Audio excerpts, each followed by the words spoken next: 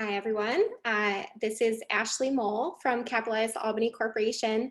I'm going to start the webinar now for the COVID-19 Small Business Adaptation Program.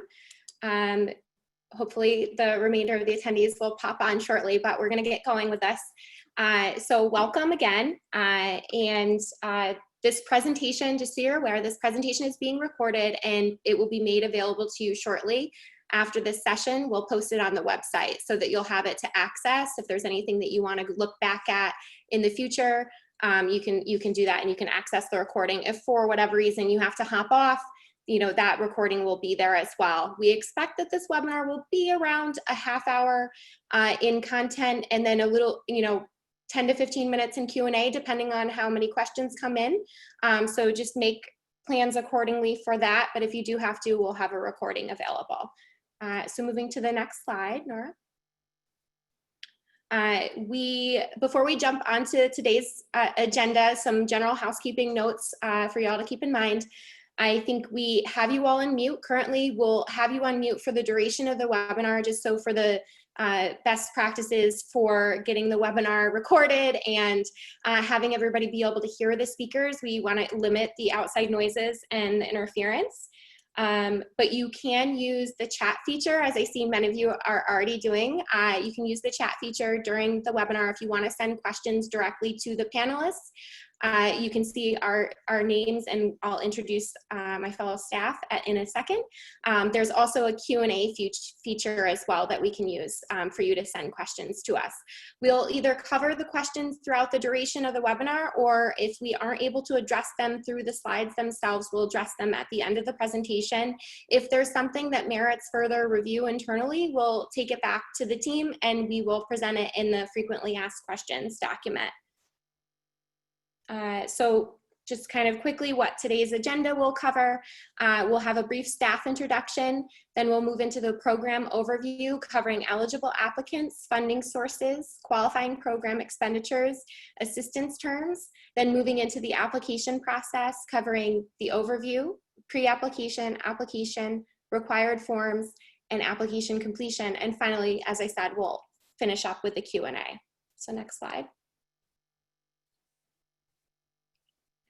So as I said, I'm Ashley Mole, Director of Economic Development at Capitalize Albany Corporation. I think I've met many of you before. Also on the webinar today, I have my two colleagues, Virginia Rowlands, if you want to give a little wave, and Nora Culhane. And we also have Christopher Medvey on the team. He's not with us. He's not able to be with us today, but he will be an integral part of the grant review team. Next slide. So starting right off, it's important to note that as the economic development entity for the city of Albany, Capitalize Albany has designed this COVID-19 small business adaptation program in direct response to the impacts that COVID-19 has made on businesses and their continuing operations. During this webinar, we are going to take a deep dive into the details of the program and the key application items you'll want to focus on. City of Albany's small businesses impacted by the ongoing pandemic that need assistance in covering costs related to operating in accordance with health and safety requirements should apply for this COVID-19 small business adaptation grant.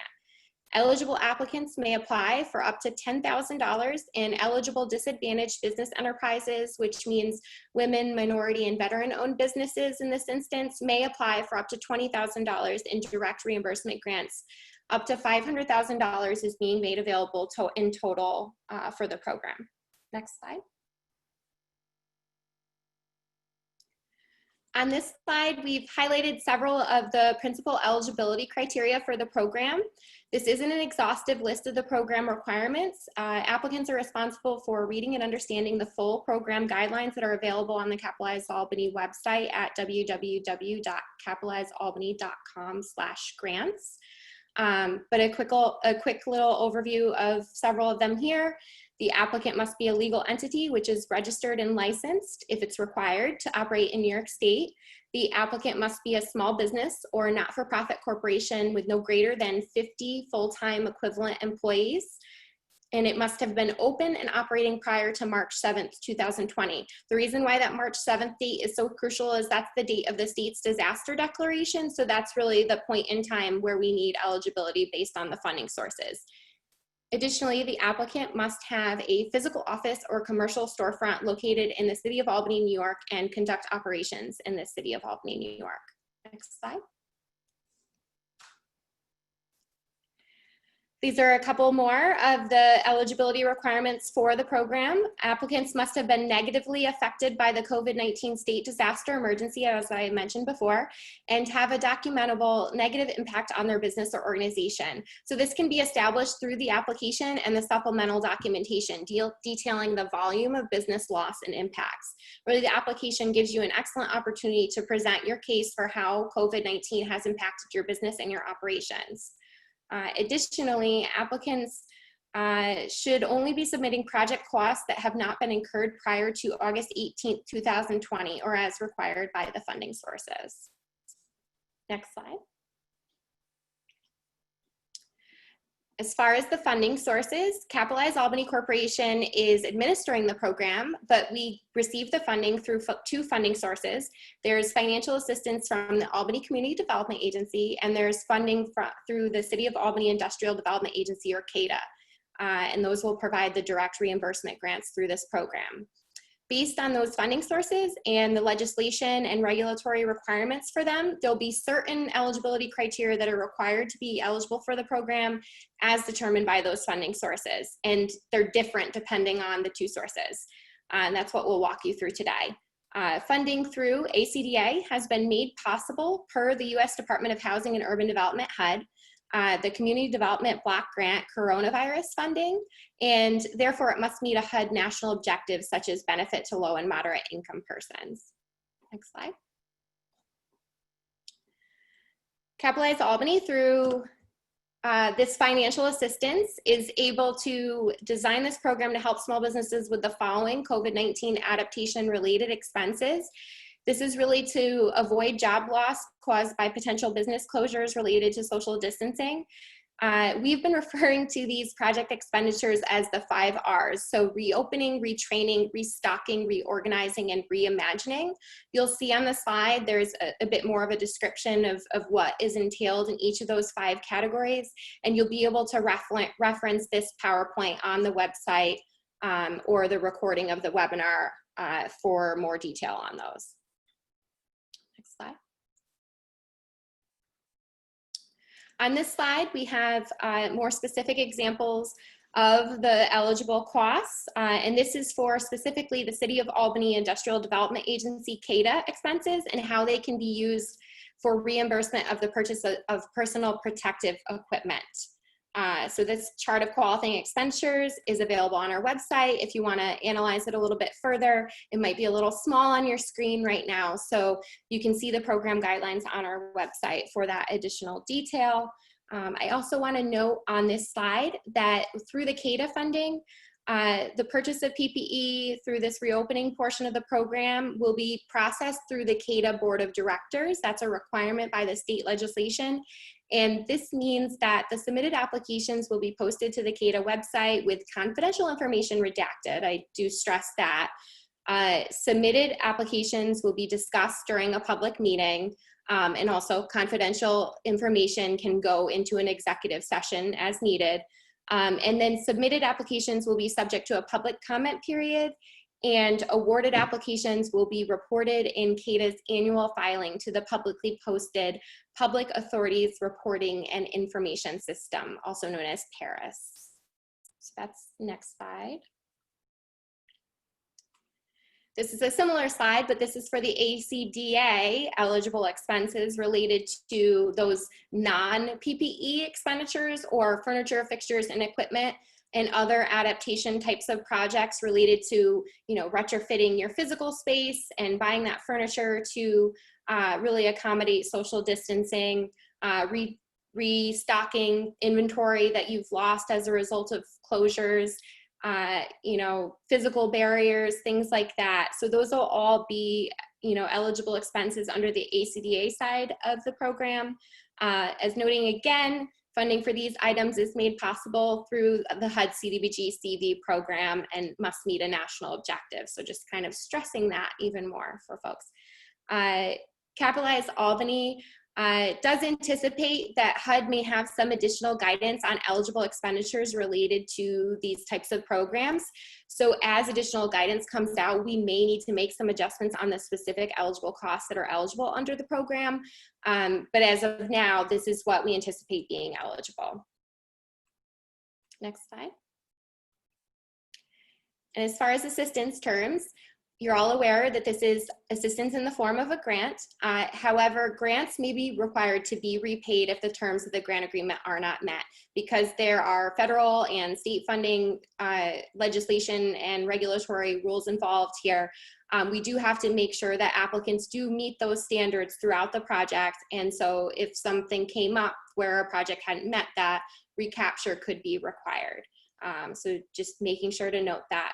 And then grants will be on a reimbursement basis for expenses incurred on or after August 18th, 2020. The maximum grant is up to $10,000 total, not per funding source, unless your business qualifies as a disadvantaged business enterprise, a minority woman or veteran-owned business, where DBEs are eligible for up to $20,000 total, which would be the $10,000 per funding source. I know we've had a couple of questions come in about that, so I make sure I address that. And then next slide, please. And then as far as the application process, it's a two-part application process. The pre-application was due Friday, August 28th at 4 p.m. and you must have submitted a pre-application by the deadline to be considered. We've invited you because you've submitted a pre-application, so hopefully you all qualify there. And then the next step in the process is the full application. A single application can be submitted to request both those PPE and non-PPE business expenses that I broke out previously. In addition to the application questionnaire, the full application does include a number of required documents. So please visit capitalizealbany.com/grants to obtain the application checklist, and it'll help you through what are the required documents for your application. Those required documents will need to be submitted to development@capitalizealbany.com prior to the September 18th deadline. So in order for your application to consider, you'd need the pre-application, the full application with all those required documents. Please know that I stress this, it seems kind of silly, but please know that all of the information in the pre-application and application is there for a specific reason, and applicants should endeavor to complete the application to the best of their abilities. Incomplete or missing responses can negatively impact the review of your application, which can result in a lower grant amount or even up to disqualification for the program with no further contact required by Capitalize Albany. We do have a lot of applicants in this program right now. We don't want anybody to be disqualified inappropriately because they haven't provided us the full information in their application or something is incorrect. But there may not be the time, there's likely not the time to vet, one-on-one questions with everybody for every single response. You just need to make sure that your application, you're putting your best foot forward and presenting the most complete picture of your operations and what you're looking to do with your adaptation project. So please review the application notes throughout the application. There will be tips throughout the application that help guide what your answers are. And then I think we can move to the next slide. So thank you all for submitting your pre-application. As I've mentioned, we've received more than 200 pre-applications for the SBAP program to date. So it's a fierce application process. Staff is working diligently through the review process and may be in touch with any questions we may have. Please note that you may not receive any correspondence regarding your pre-application following that acknowledgement of receipt. We did send an acknowledgement of the receipt. It was the notification with the webinar. We sent that after 4 p.m. last Friday after the deadline. So everyone that submitted a pre-application should have got that email that confirmed receipt. That did not determine that your application was eligible. It was just a confirmation that your pre-application had been received. Answers to your pre-application will be reviewed as part of the full application process, and eligibility will really be determined once we have all the documentation in hand and we can make that clear assessment. Next slide. So here on this slide, we circle the link on our website to the program guidelines. If you haven't read them as part of the pre-application process, we can't stress enough that you read the program guidelines prior to completing the application process or while you're going through the application process. You are strongly encouraged to read these because at the end of the application, you'll be asked to certify the accuracy of the information in the pre-application and application, and that you understand the rules and operating rules of the program. So we want to make sure before you sign that you fully read the information and are aware of what you're committing to. At the end of the application, so if you find you need to revise the answers filed in your pre-application regarding disadvantaged business enterprise status, full-time equivalent employment, or others based on your review of the program guidelines, please contact a Capitalize Albany team member and we can work to get that addressed. And we have, one quick tip on the slide here. Read the questions carefully. Just make sure that you're really understanding the nature and the intent of the question as you're answering it. In the pre-application process, we do think there were some applicants that may have filled that out incorrectly based on their full-time equivalent employees. So that particular question asked, do you have 50 full-time equivalent employees or less? And so that or less part, I think, was the part that was getting missed. So we just want to make sure everybody addresses that and make sure that they're reviewing those appropriately. And like I said, we wouldn't want anybody to be deemed ineligible that truly is eligible for the program just because they read the question wrong. So next slide. So I think at this time, I am turning it over to my colleague, Virginia Rollins, to walk you through the application process. Thanks, Ashley. So now that you finished the pre-application, it is time for the full application. As you know, applications were made available starting August 18th. Applicants must submit completed full applications and all required documents by 4 p.m. September 18th. Applicants should endeavor to complete the application fields to the best of their abilities. Incomplete or missing responses may negatively impact the review of an application, which can result in a lower grant amount or even disqualification for the program with no further contact required of Capitalize Albany. Please review the application notes throughout the application for additional guidance and/or clarification on the questions and/or contact Capitalize Albany for assistance.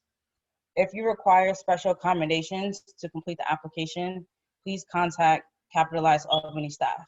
Next slide. Please take the time to look through the required forms and application resources carefully before starting the application. These will help the process run more smoothly for you while you fill out the form. In particular, please note that the budget worksheet is a required submission for all applicants, and some applicants may be required to submit the family income form or the property owner declaration form depending on the specifics of your application. Next slide. When you click on the application button on our website, you will be taken directly to a third-party site, SurveyMonkey, to complete the application. Again, please read through all of this information carefully, as well as the next 2 pages with program eligibility notes. Please note, responses are saved and submitted when an applicant clicks the Next or Done button on each page of the survey. Responses do not automatically save as each question is answered. They are saved and submitted page by page as respondents progress through the survey. Applicants are not required to complete the full application in a single session and should be able to return to the application to continue where they left off up until the application deadline of September 18th. You should also be able to click Previous and return to earlier pages to edit your responses up until the time you sign the application and hit Submit. If you exit the application browser prior to submittal and have trouble accessing your in-progress application, please reach out to us. There may be a way we can send you a link to connect you back to your in-progress application.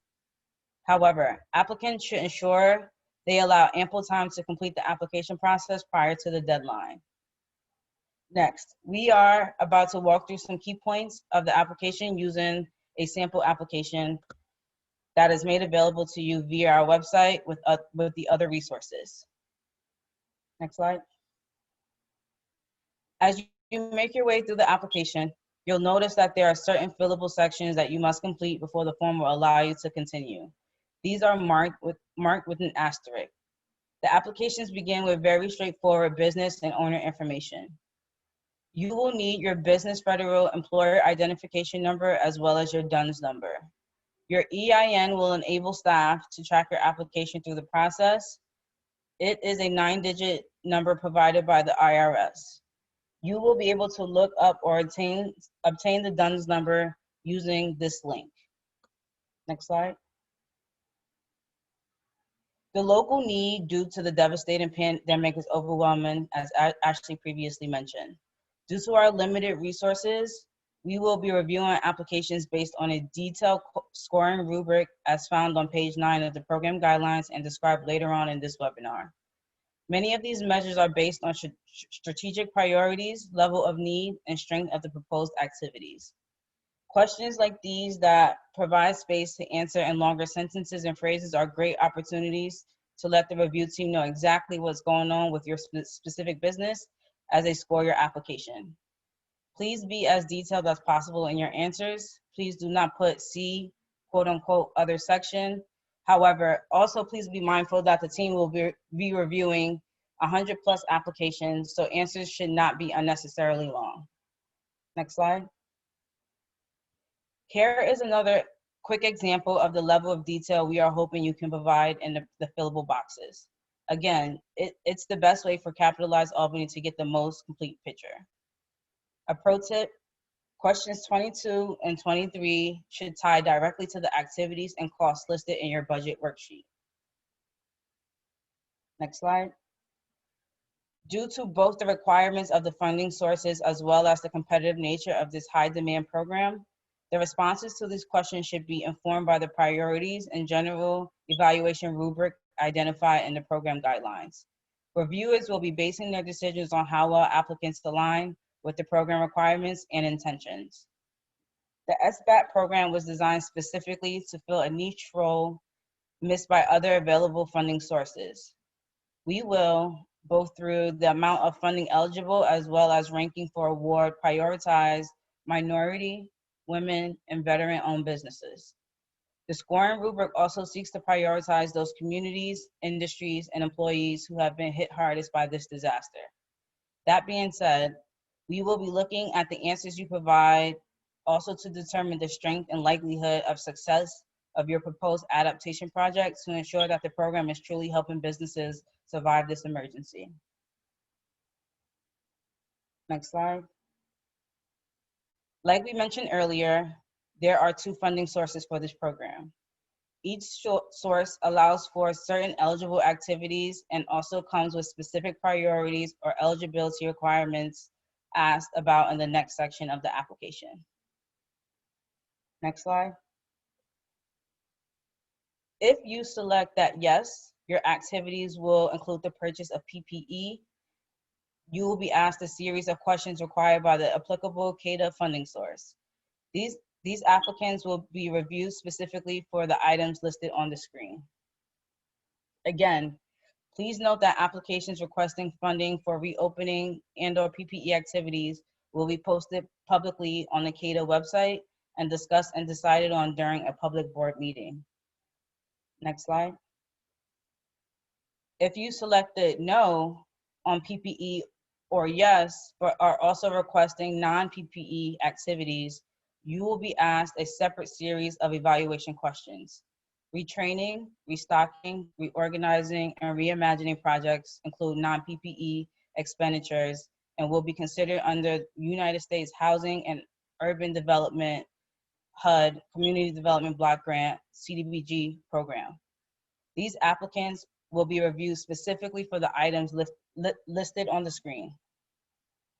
The questions we ask in this section are required specifically by this funding source.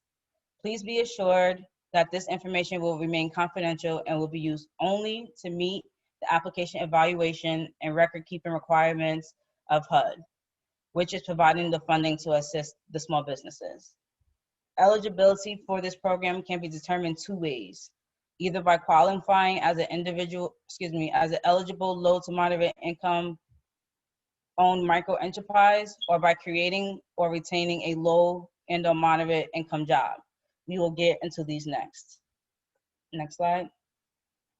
Applicants seeking to qualify under this track must be micro enterprises majority owned by low to moderate income individuals. For the purposes of this program, a micro enterprise is a commercial enterprise that has 5 or fewer employees, one or more of which is the principal and owns the enterprise at the time of application. Low to moderate income is defined as a family income of less than or equal to 80% of the area median income, or AMI, based on the number of family members living in the same household. Please see the chart for reference. This chart is also available within the application. Next slide. If you are unable to qualify as a low mod owned micro enterprise, applicants seeking to qualify under this track must commit to retaining or employing low to moderate income individuals. Once again, low to moderate income is defined as a household income of less than or equal to 80% of the AMI, based on the number of family members living in the same household. Please see the chart above for reference. The application and grant process will require you to provide certified family income forms for each position to be committed to be created or retained as part of this application. Successful applicants will be required to report on each position committed to be created or retained under the application for the duration of the monitoring period. Next slide. All applicants, no matter the funding source, will be required to complete the remaining questions. Neither source is able to duplicate other resources, public or private, that a business has received to assist with the same activities applied for under the SBAP program. Please remember to include any other assistance you have received or have a pending application for. This goes for federal, state, local, and private entities. Please note, if the business or its owner applies for such assistance or receives an award after the date of its application or award from the COVID-19 SBAP program, it must immediately disclose such application and or award to Capitalized Albany Corporation. An applicant may not request funding for expenses covered by previous assistance received. Applicants must disclose their other assistance applied for or received for the expenses detailed in this application. If the funding is deemed by Capitalized Albany Corporation to be duplicative, the use of the SBAP grant funds may be recaptured up to the full amount of the grant request. Next slide. This is the certification section at the end of the application. This page includes important requirements regarding the program, and citing the application means: 1, that the authorized signatory is certifying that the application is true, accurate, and complete as of the date of submittal. 2, they are also certifying that they are authorized to sign for the applicant entity and that they understand the terms and conditions of the program. And that 3, further, that they will abide by each of the program requirements included in the certification and in the program guidelines. This does not constitute an agreement that Capitalized Albany will approve any grant. The authorized signatory for the applicant should read this section carefully and sign virtually by typing their name, title, and the date. Then remember to hit the submit button before the deadline on September 18th. Now Nora will continue with the required forms. Thanks, Virginia, and thanks, Ashley. So here we have a quick screen grab of the program application checklist. This is available on our website, and it'll be helpful when you're working on your submission package. Don't forget to submit your required documents. This application checklist is available on the Capitalized Albany website, as you mentioned earlier, and it identifies the forms required to complete your application. The required forms must be submitted to development@capitalizealbany.com. So this is the budget worksheet form, which is required of all applications. Please provide details on each of the project expenses by each of the 5 budget categories, such as reopening, retraining, restocking, etc. When applicable, please include quantity of the item to be purchased. And another little tip, any line item identified in your budget should be described in Q22. The total CADA and CDBG funds should equal Q23. From here, we'll zoom into a few sections of the worksheet to walk through some more tips and rules. So for line items that are more general in nature, specifics should be able to be found in your activities description in question 22 and the quotes or estimates you will attach to your final application. For example, if the line item here is purchase food inventory, your answer in question 22 would describe the need, and your submitted quote from ABC distributor would include a detailed itemization of what would be provided.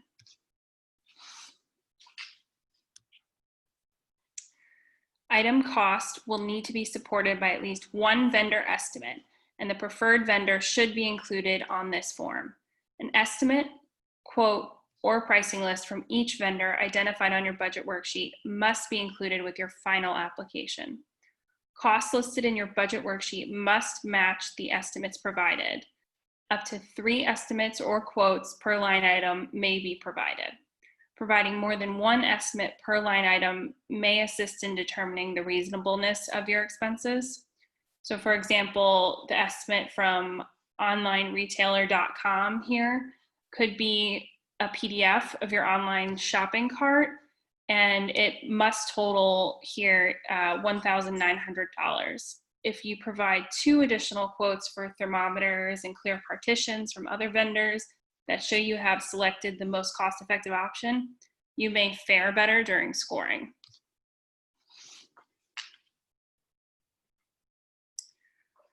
So you may find that you intend to procure multiple items from a single vendor. That's common. Please pay attention to eligible budget categories for each item and break them out accordingly to ensure that all requested expenses align with the requirements of applicable funding sources. So again, for example, hand sanitizer itself is an eligible reopening or PPE expense as defined by New York State legislation. Hand sanitizer stations, however, were not specifically listed, so they should be itemized under the reorganizing activity line.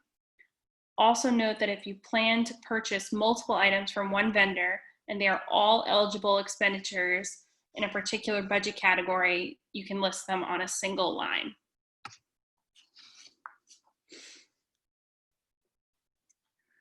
The total item cost column is included here to demonstrate how much of the total project cost will be borne by, let me double back there.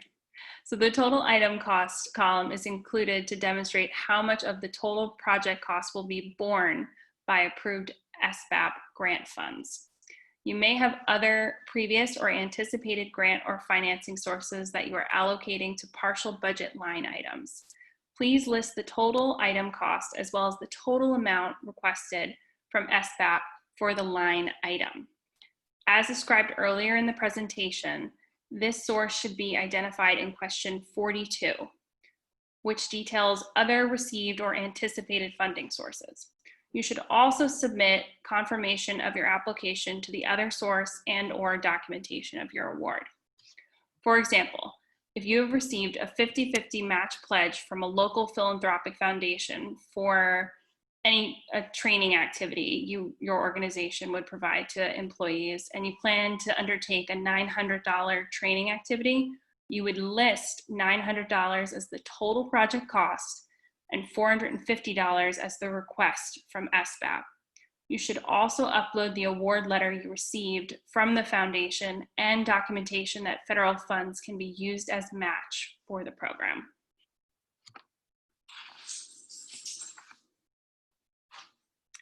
Similarly, you may be applying for projects that include both eligible and ineligible activities.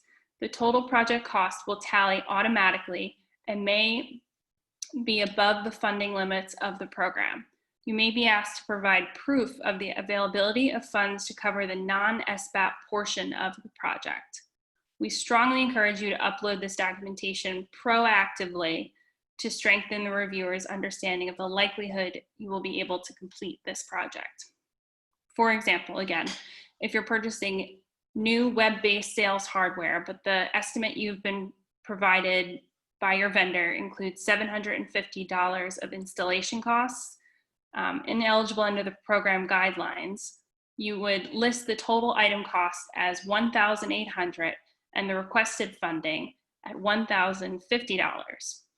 Submitting documentation of a previous grant award from another source that will cover installation costs, proof of previous payment for those services, or a signed memorandum stating your ability and willingness to pay for that $750 balance from a credit or debit account is recommended and may be required to deem that line item eligible.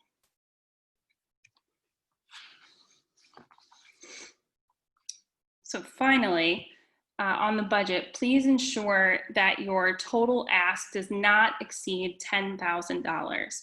If you are a minority, woman, or veteran-owned business, please ensure that your total ask does not exceed $20,000. Regardless of your total ask, your individual request of each funding source must be between $1,000 and $10,000. Due to the high volume of anticipated applications that do not comply with these parameters may immediately be deemed ineligible without further communication from Capitalize Albany. There are a total of 52 questions in this application. This was mentioned earlier, but we want to stress, please complete everything to the fullest extent you possibly can, all that applies to your business. Please know that all information included in the pre-application and then the full application is there for a specific purpose, as Ashley stated earlier.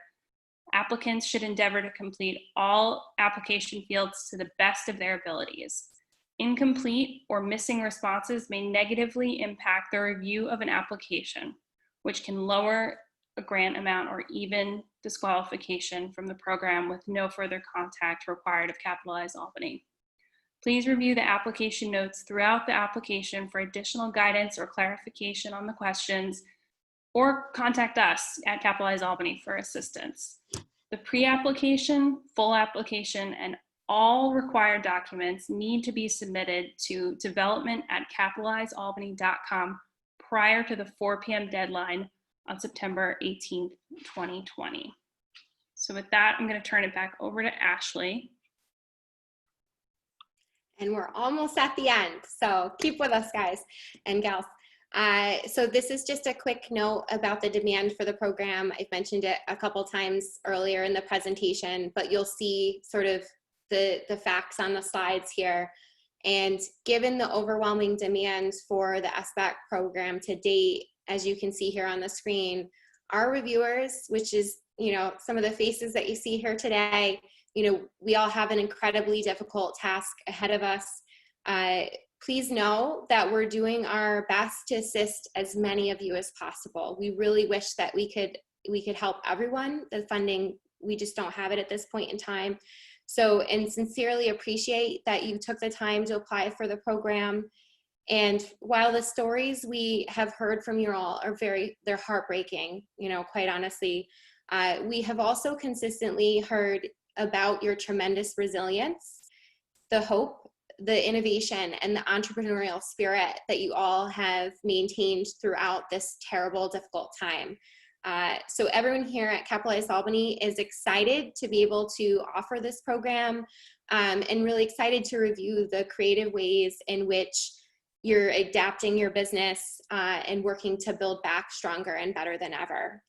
So please know that we will work through the evaluation as quickly and as efficiently as possible, noting that there are some board of director reviews that are required in the process for the CADA funding, so that has to be timed.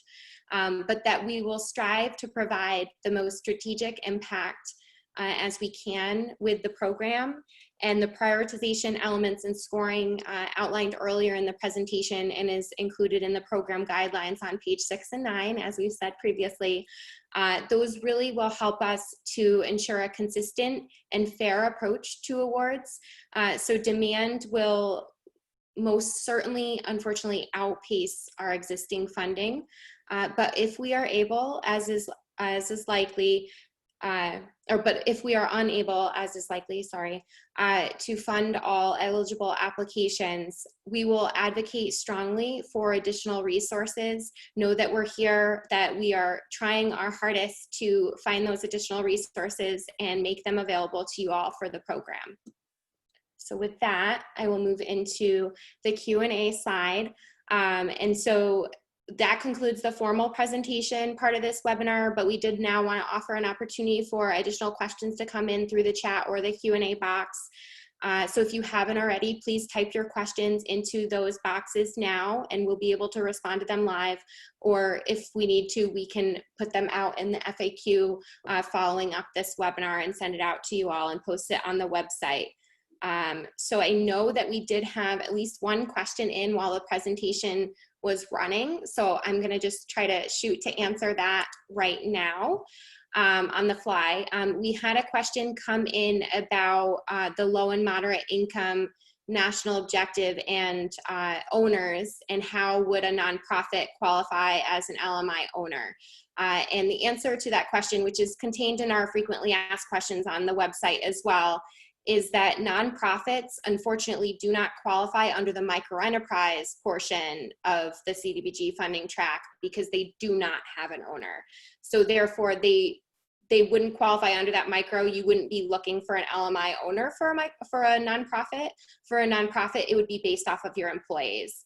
And by employees, we mean who's on your payroll, you know, not volunteers, like who's on staff at the nonprofit that we could consider to be LMI employees. They think that addresses the nature of that question, but it's also contained in our FAQ, so you can review that if you need a little bit more guidance.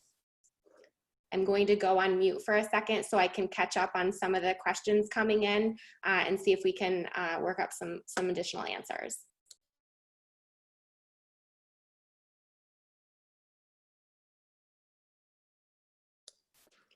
So we did have another question came in. It's a great question about construction expenses related to reimagining and whether they are eligible.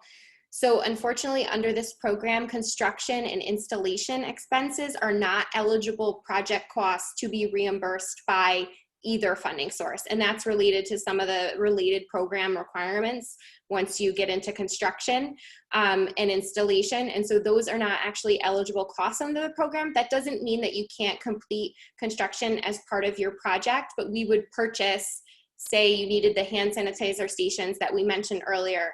If you had some, but you wanted them to be installed on a wall or screwed into the floor, like bolted into a floor or something like that, any of those extra installation or construction costs affiliated with getting them fit into the building, those would either have to be funded, you know, by the business owner or another funding source, but we can do the purchases related to that.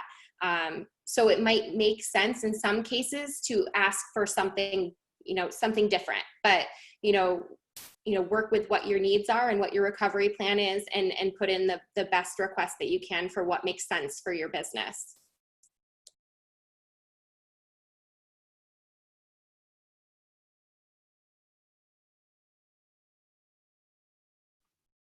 So Ashley, we've had another question come in specifically about editing application or budgets.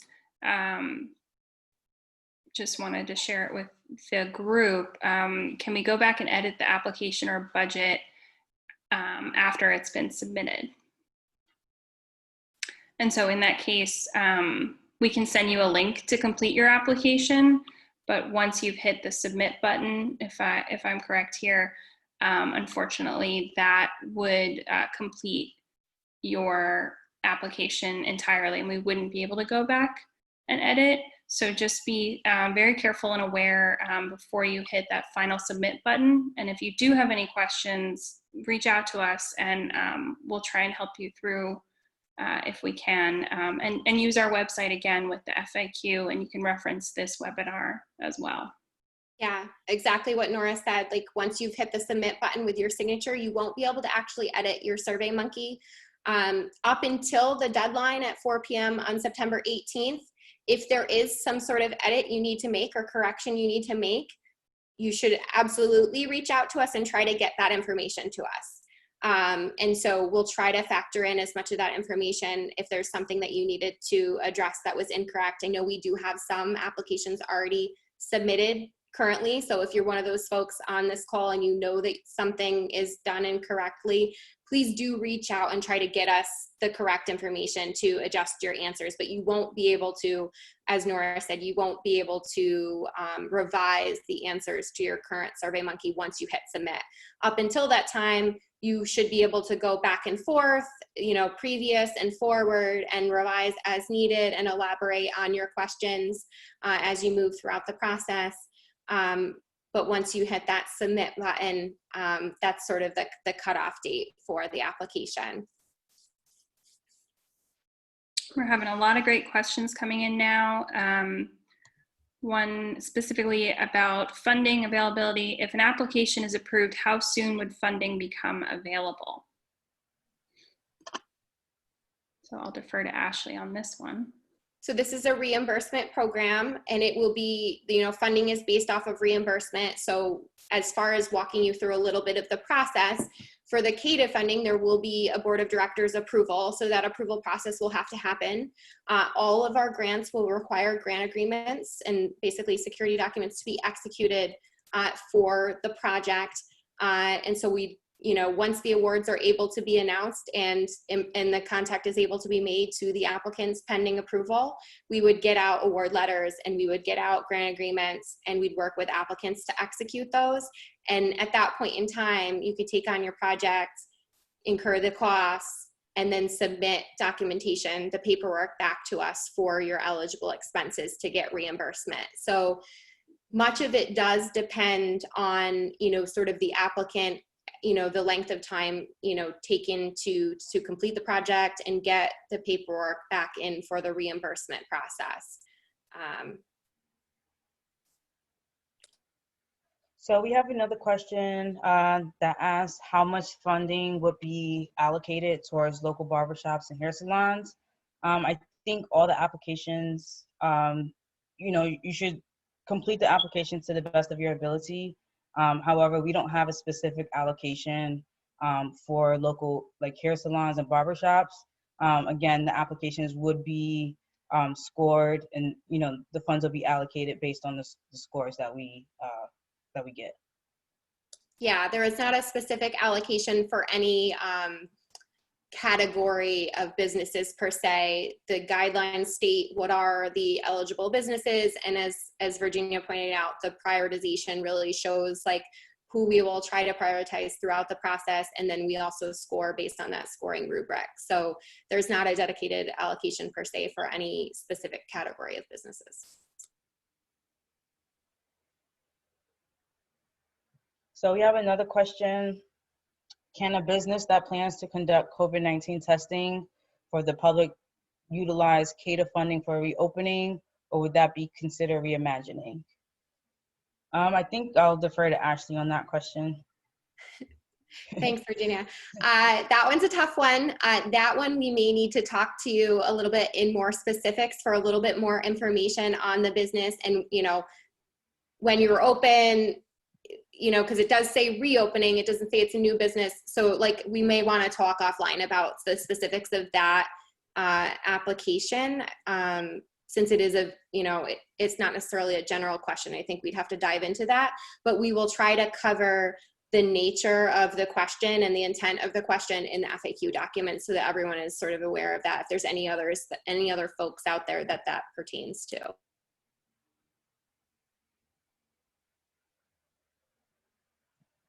Another question, are the awards on an all or nothing type of thing, or is there a possibility of a partial award?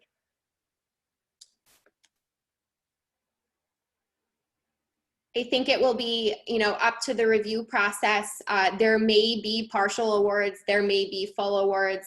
To the extent we can, I think we strive to fully fund projects and make them feasible.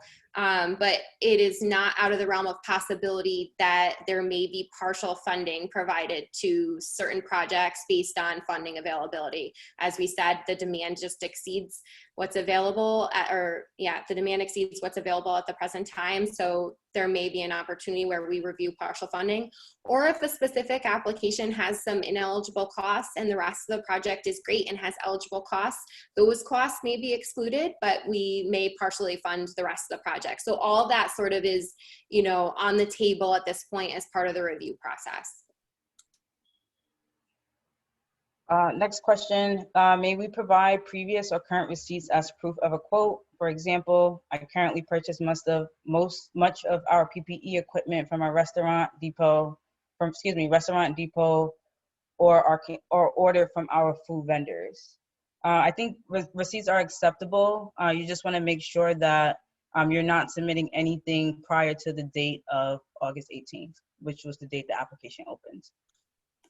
Yeah, and just make sure it's clear from the application that, like, if you are submitting an older receipt, just make sure it's clear from the application that you're purchasing new things, you're not looking for reimbursement for that specific receipt, that you're using that as substantiation of the cost. So that might be you may have to explain that pretty well in the application to show, like, this is past cost, but I want to show purchasing this in the future.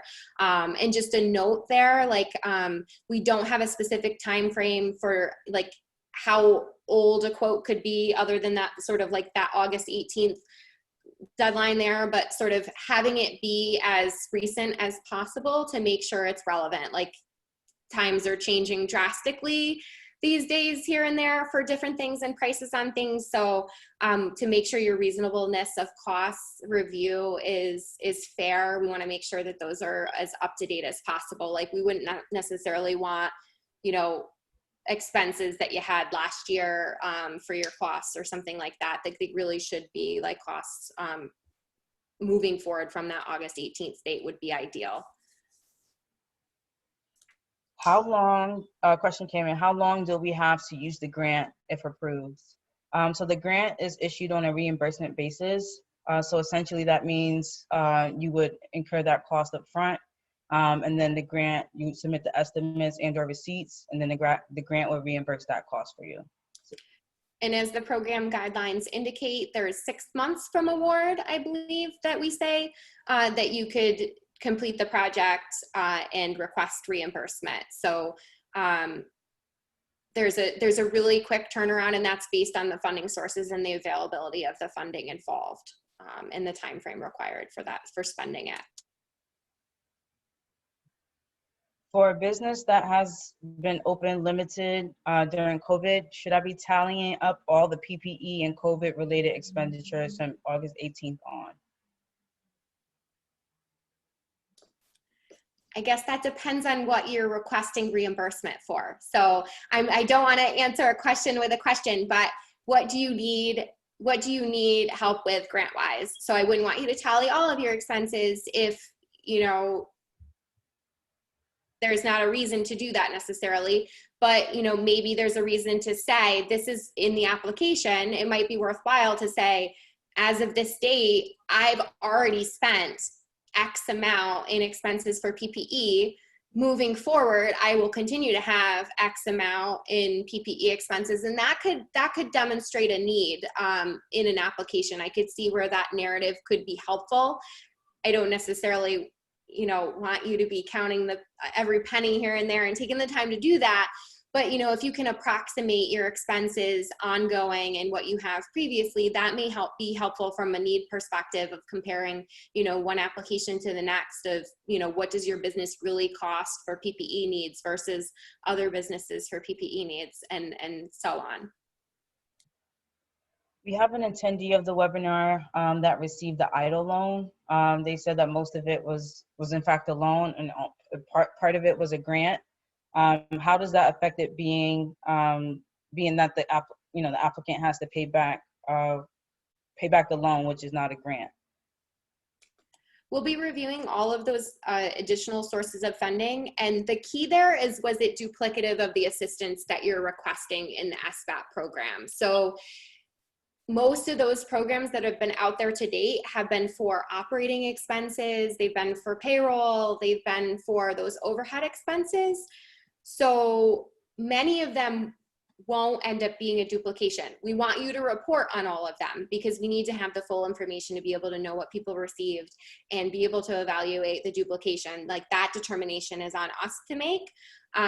But you know, that review will be on a case-by-case basis of basically what were the uses, what were the eligible uses of those funds versus what are the eligible uses of this fund. If that answers. It doesn't necessarily answer the loan versus grant thing, but basically based on the uses of funds, we'll look at that. Someone asked if a recording of the webinar will be available, and the answer to that is yes. After we're finished with this portion of it, we do intend to make the webinar available on our website.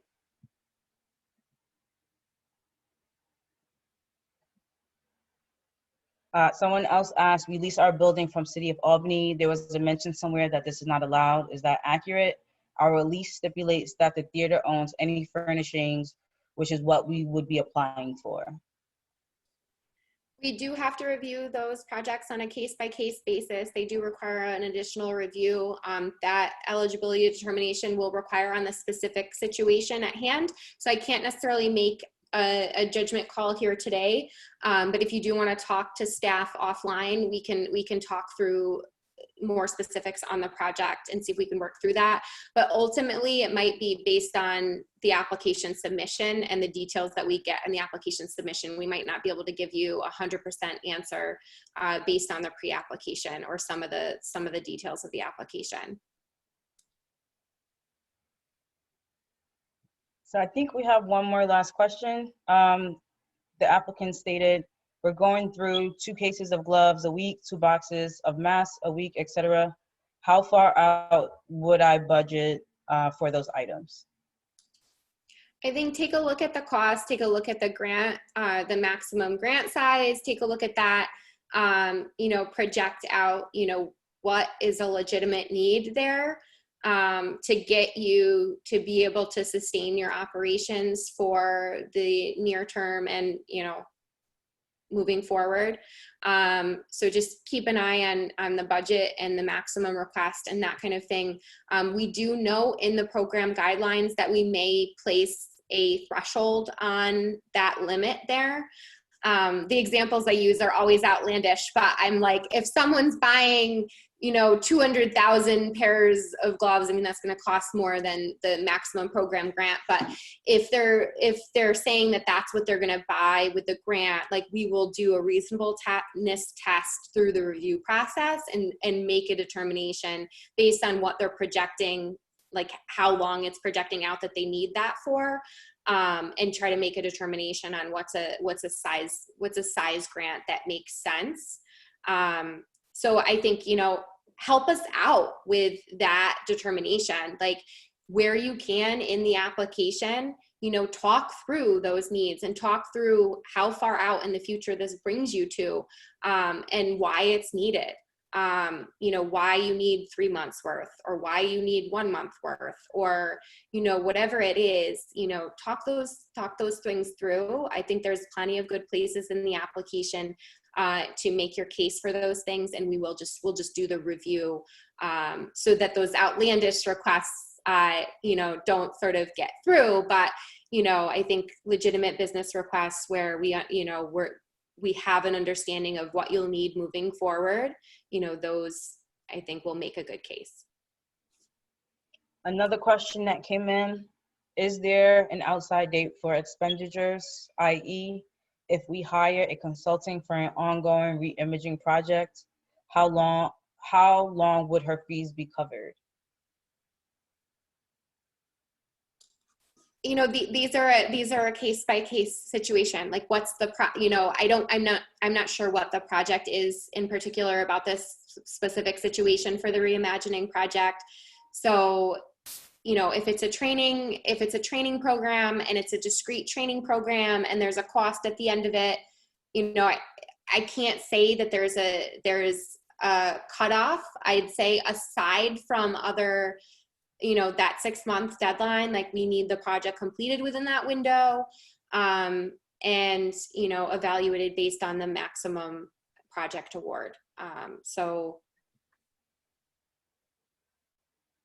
we're getting into a little bit of very specific questions. So it might be helpful maybe at this time where we defer questions to the development inbox for specific evaluation with the team. But we will do our best to get those into the frequently asked questions and represent them to everybody in a way that makes sense generically for those cases. I do see one last, I don't know if there's a bunch that keep coming in. So I don't want to keep everybody here too long. So I think since they are still coming in, maybe we'll hold for a little bit and we'll try to get some of them into the Q&A if you're typing. I just want to give you a little bit more time to type and get them into the Q&A or get them into the chat. And any that don't get a chance to type it in here today, we can take questions through the development@capitalizealbany.com inbox, or our phone number is on the slide at 518-434-2532. And Virginia's extension is the lucky one that gets on the slide, extension 25. But Nora and I are also here to help. And so if you reach the main line, you can get one of us as well. But I think that we had great questions for today. I think they were excellent. They're right on point. And I thank you all for attending and sitting through, you know, us talking for about 40 minutes and then another 20 minutes of Q&A. I hope this was helpful for you throughout the process. We're here, and just, you know, if you have follow-up that you need to do with us, please do so. I just want to stress, like, get to us earlier rather than later. We're getting at the point where tomorrow is 2 weeks out from the application deadline of September 18th at 4 p.m. Applications after 4 p.m. will not go through. We're shutting down the SurveyMonkey at that time. It's an automatic closure. So just make sure to get to us. And, you know, if for whatever reason you are unable to get a response, do your best job at getting the application in and putting in your best foot forward. All I can say is put in the substantiation of need as best as you can and get it in before the deadline rather than holding off. If someone didn't, you know, at the last minute didn't return your phone call, get your application in, please. So thank you all for attending.